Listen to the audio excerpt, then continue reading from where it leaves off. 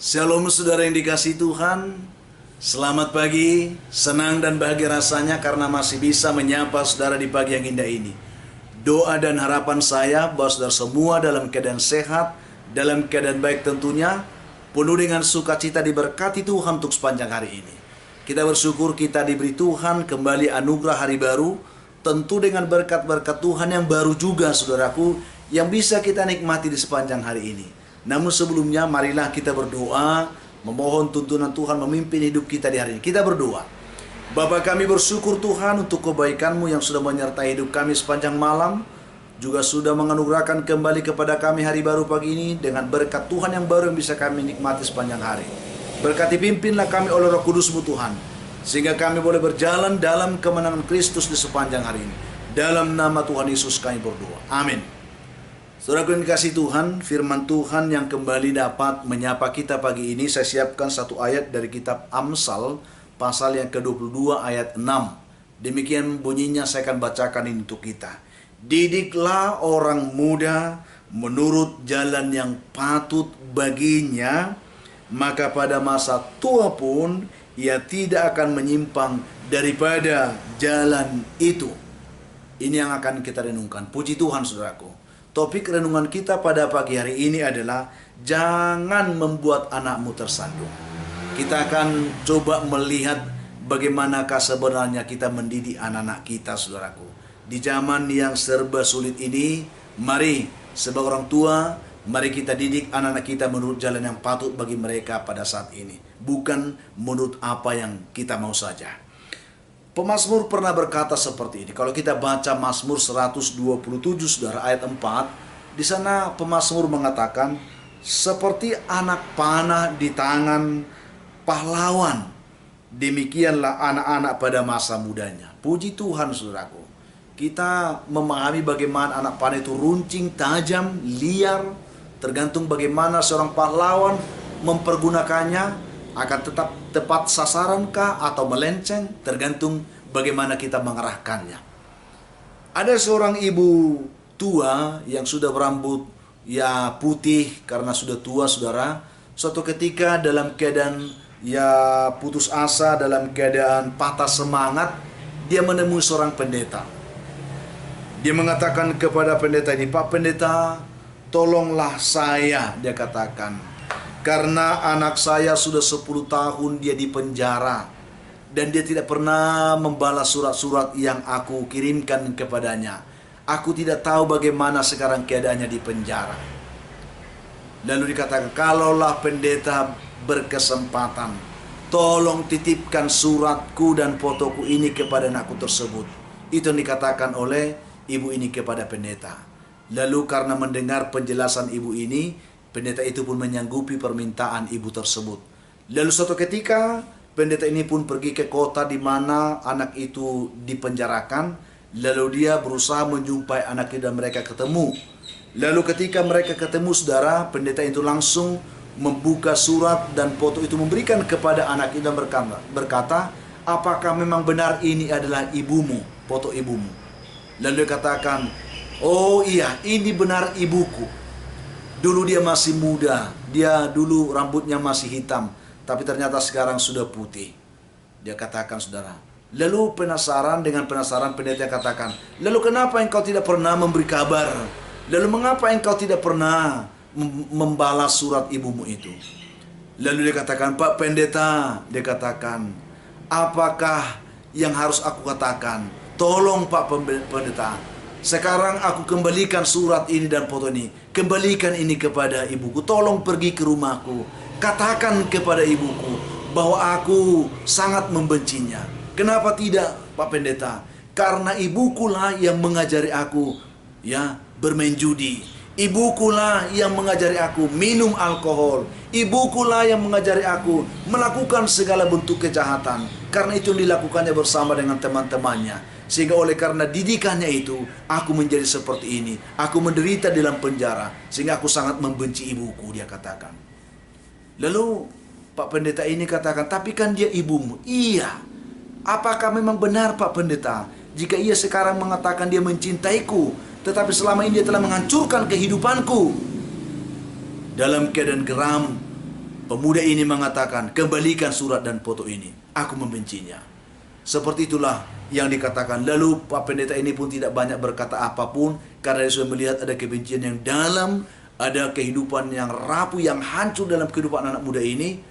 Sehingga Pak Pendeta ini kembali ke kampung, mengembalikan surat dan foto itu, menyampaikan pesan anaknya. Saudaraku yang dikasihi Tuhan, ini hanya sebuah gambaran cerita, penggalan cerita dari kehidupan kita sehari-hari. Ada begitu banyak anak-anak yang saat ini terluka hatinya, kecewa hidupnya hanya karena perilaku orang tuanya. Mungkin karena perilaku kita, mungkin anak-anak kita mengalami itu sekarang. Karena perilaku kita, sikap kita yang tidak benar, yang tidak menjadi teladan bagi mereka. Mereka terantuk, tersandung, dan jatuh. Mereka kecewa dengan kehidupan ini, hanya karena perilaku orang tuanya yang tidak baik. Karena itu firman Tuhan hari ini mengatakan kepada kita, didik orang muda menurut jalan yang patut baginya, supaya waktu masa tua pun ia tidak akan menyimpang daripada jalan itu. Kita percaya saudara, didikan yang benar akan selalu menuntun orang kepada hidup yang benar. Maka sebagai orang tua kepada anak kita, jangan kita membuat didikan yang salah. Mungkin perkataan mulut kita berkata benar, tetapi sikap tindakan kita terhadap orang kita perkatakan keliru, maka itu adalah didikan yang salah. Didikan yang membuat tersandung, saudaraku. Ada begitu banyak orang tua yang mendidik seperti itu sekarang. Contohnya saudara, engkau menghendaki supaya anakmu tidak merokok, tetapi engkau sengaja meminta supaya anakmu membeli rokok. Jangan engkau merokok, tetapi engkau minta supaya dia membeli rokok, dan seterusnya. Itu bukan didikan yang membangun. Mari kita jadikan hidup kita ini menjadi seorang pahlawan yang bijak, yang bisa mempergunakan anak panah kepada sasaran-sasaran tertentu, yang bisa membawa masa depan anak-anak kita kepada arah yang lebih baik, tertuntun kepada sasaran yang dikehendaki oleh Tuhan. Itulah yang kita lihat di sini, saudaraku. Ada begitu banyak anak-anak kita yang tersandung karena perilaku kita yang tidak baik, sikap kita yang tidak baik, ya, tindakan-tindakan kita yang tidak benar. Mereka kecewa, mereka sepertinya mereka menolak, mereka tidak bisa berbuat apa-apa. Tetapi karena kedegilan hati kita, kekerasan hati kita, keegoisan kita sebagai orang tua, mereka kita korbankan, kita izinkan mereka tersandung dan jatuh. Mereka kecewa dan tidak bisa melihat lagi kembali masa depan mereka di dalam Tuhan, hanya karena sikap kita orang tuanya yang tidak baik. Mari saudaraku yang kasih Tuhan, jangan membuat anakmu tersandung dalam hal apapun, dalam segala hal. Jadikan hidup saudara menjadi teladan yang baik, menjadi contoh yang baik, menjadi pahlawan yang bijak untuk mengerahkan anak panah itu ke sasaran-sasaran hidup mereka yang benar pada masa depannya.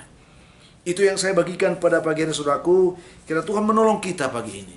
Kita minta tuntunan Tuhan. Saya tidak panjang lebar berbicara karena kita semua mempunyai pengalaman-pengalaman itu dalam kehidupan kita masing-masing.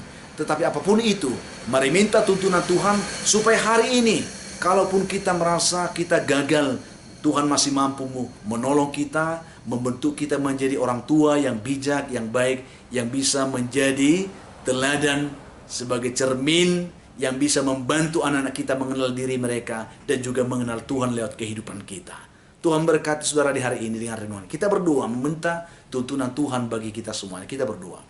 Bapa kami bersyukur untuk kebaikan firman yang kami renungkan pagi ini. Berkati setiap kami dengan firman-Mu. Biarlah kami boleh mengerti tanggung jawab kami sebagai orang tua kepada anak kami, supaya kami mendidik mereka dengan benar di dalam takut akan Tuhan. Berkati umat-Mu yang lemah kuatkan, yang putus asa beri harapan, yang berbeban berat diberikan kelegaan, yang berduka dihiburkan, yang dalam kondisi sakit Tuhan ulurkan tangan-Mu, pulihkan, sembuhkan mereka dalam nama Tuhan Yesus. Yang mencari pekerjaan diberkati Tuhan, yang mengharapkan jodoh diberkati Tuhan, yang mengharapkan keturunan diberkati oleh Tuhan. Anak-anak kami dalam pergumulan pendidikan Tuhan berkati. Juga kami minta campur tangan Tuhan menuntun hidup mereka. Berkati juga Tuhan umat-Mu, anak-anak-Mu yang hari ini bersuka cita karena berulang tahun. Penuhkan sukacita mereka dan ajar mereka bersyukur kepada-Mu pagi ini. Hamba juga doakan ada begitu banyak umat Tuhan pagi ini yang mengalami pergumulan hidup yang berat karena persoalan-persoalan yang membelenggu mereka. Ada kuasa-kuasa gelap yang mengikat mereka. Mereka mengharapkan pertolongan Tuhan. Ketika mereka mendengarkan doa ini, izinkan hamba minta berkat Tuhan atas mereka. Berkatilah mereka, pulihkan, lepaskan, bebaskan dalam nama Tuhan Yesus. Amin. Saudaraku yang kasih Tuhan, apapun keadaan hidup yang saudara hadapi hari ini, saya hanya mau berpesan saudaraku, tetaplah semangat. Jadilah kuat dalam Tuhan. Bersukacitalah senantiasa. Dan mengucap syukurlah atas segala sesuatu, karena itu pasti dikehendaki Tuhan dari kehidupan saudara hari ini. Kalau saudara mempunyai beban, pergumulan hidup yang berat, dan saudara memang benar rindu didoakan, hubungi kami saudara di nomor telepon yang tertera di layar saudara. Kami siap membantu mendukung saudara doa. Itu komitmen kami. Bantu juga kami untuk selalu men-share, membagikan renungan ini kepada yang lain, karena kami tahu ada banyak orang merindukan kasih Tuhan pagi ini. Bagikan kepada mereka, izinkan mereka boleh diberkati Tuhan pagi ini. Itulah kerinduan kami. Mari kita bekerja sama untuk membangun pelayanan ini di dalam Tuhan. Akhirnya saya Pendeta Linti Dongoran, Pendeta GKP Jemaat Khusus Soresa Medan, menyampaikan sampai jumpa saudaraku di kesempatan lain. Tuhan memberkati saudara di hari ini. Shalom.